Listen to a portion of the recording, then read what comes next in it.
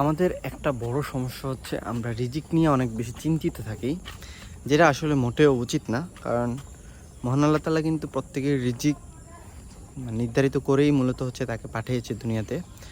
তো এজন্য আমি মনে করি হচ্ছে বিশেষ করে রিজিক নিয়ে আপনারা যারা বেশি চিন্তিত তাদের চিন্তিত না হলেও চলবে। কারণ রিজিকের দায়িত্ব মূলত হচ্ছে আল্লাহর। আমি একটা উদাহরণ দিই, সেটা হচ্ছে যে আমার বিয়ে পরবর্তী সময়ে যেহেতু আমি তখন বিয়ে করছি এবং আমার ছোটোখাটো একটা বিজনেস ছিল।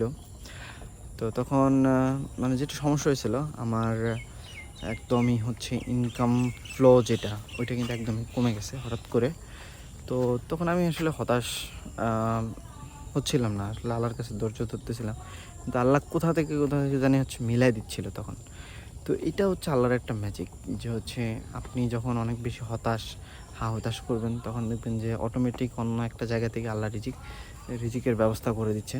তো এই জন্য রিজিকের টেনশন না করে হচ্ছে আপনারা আপনাদের কাজগুলা ঠিকঠাক মতো করেন, এবং যেটা সবচেয়ে বেশি ইম্পর্ট্যান্ট সেটা হচ্ছে তাওয়াক্কুল বা আল্লাহর উপর ভরসা করা।